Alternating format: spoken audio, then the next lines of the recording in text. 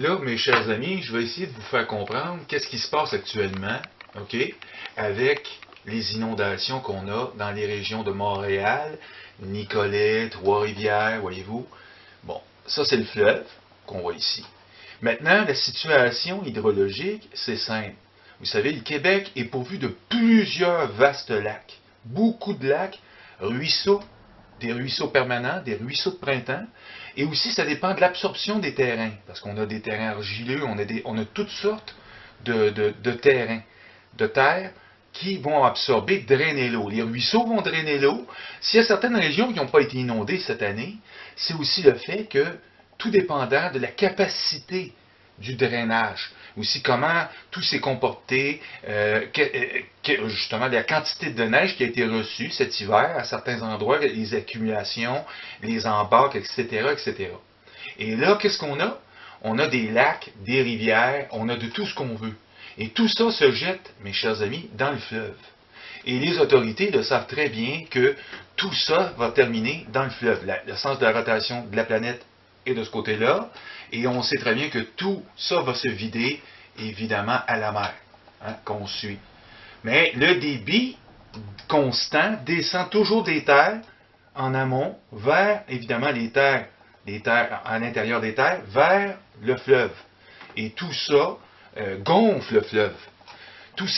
Au fond, il faut savoir ce qui se passe en température à l'intérieur des terres, savoir si, au fond, certains endroits sont encore couverts. Et s'il y a beaucoup de couverture, qu'il n'y a pas beaucoup de soleil, évidemment, les terres restent gorgées d'eau. Il n'y a pas assez d'évaporation.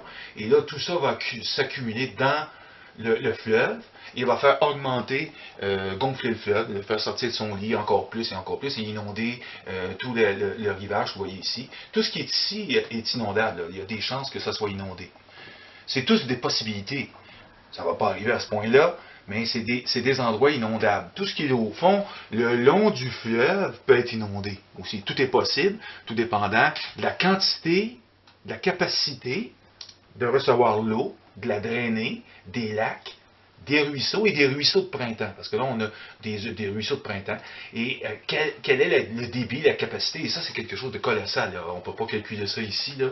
Mais eux, le gouvernement, ont sûrement ces données-là, des données comme ça, des cartes, et peuvent quand même extrapoler et avoir une idée, quand même. Moi, je dirais qu'on a encore un bon 50 cm de plus qui va se rajouter pendant la semaine à l'intérieur du fleuve, au fond, qui va aller rejoindre le fleuve. Et évidemment, tout ça, déjà, ça déborde. Fait que ça va déjà aller inonder à certains endroits. C'est la grosse possibilité. Il faudrait absolument que le beau temps revienne, qu'on ait une bonne semaine où il n'y a pas de pluie, rien. Mais c'est beaucoup demandé avec ce qui se passe actuellement avec la géo-ingénierie climatique, le traitement du rayonnement solaire et les arrangements qu'on a sûrement avec les États-Unis. Parce que vous savez que la manipulation climatique, c'est garanti que ça a rapport avec ça. Il n'y a aucun souci. Moi, j'en suis convaincu que ce problème reste entier. Alors, les gens qui, je souhaite bonne chance, les gens qui sont dans leur résidence et qui sont inondés, qui tiennent bon, je leur souhaite bonne chance, mais peut-être qu'ils devraient évacuer, parce que c'est possible que ça l'empire. C'est très possible, à cause du fait, justement, de la température qui ne change pas et qui garde cette humidité trop élevée. Il y a trop d'humidité. Parce que là, si je regarde l'humidité, c'est 65%, on a d'humidité, c'est encore trop élevé. Il y a trop d'humidité. Nous, ici, on est un bon signe, parce que moi, nous sommes à Saint-Zénon, ici, et on peut dire que, au fond, s'il y a beaucoup d'humidité et que le niveau des lacs est encore très élevé, eh bien, il faut s'attendre à ce que le fleuve aussi reçoive cette eau. C'est sûr que le temps que ça déballe jusque-là, c'est pour ça que je dis qu'on aurait besoin d'une semaine essentielle de répit, mais malheureusement, on n'a pas de répit, alors c'est comme une peau de banane. Il faut dire que ça descend assez rapidement. C'est tout simplement que d'ici 3 jours, ça va encore changer. En 72 heures, tout ça va changer encore. La situation des inondations va encore changer dans les 72 heures à venir.